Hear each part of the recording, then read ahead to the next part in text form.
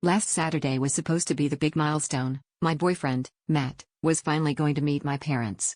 He offered to cook dinner, which seemed like a great idea since he's always bragging about his culinary skills. Read, he makes a mean bowl of ramen, and once flambéed something on purpose. My parents are foodies, so Matt wanted to go all out and chose steak as the main event.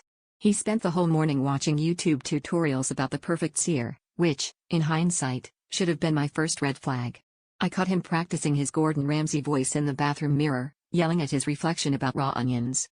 Things started off normal enough, but the first sign of trouble was when Matt asked if my parents had a fire extinguisher just in case.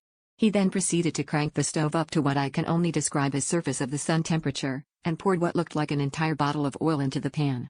When he slapped the steak onto the skillet, it was less of a sizzle and more of a four-alarm inferno.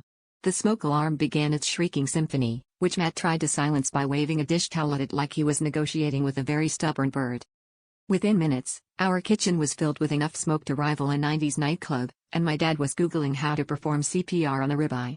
That's when the fire department showed up. Turns out, the neighbors had called them after the third round of smoke alarm karaoke.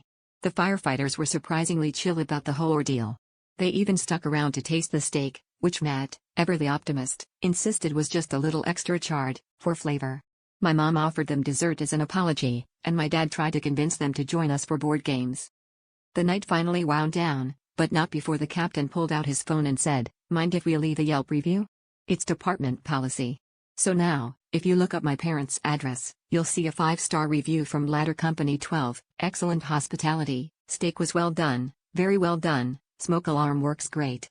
Would respond again. Bring your own side dish. Matt says he's taking up baking next. I told him to start with toast, at least then we'll only need a toaster, not a hazmat suit.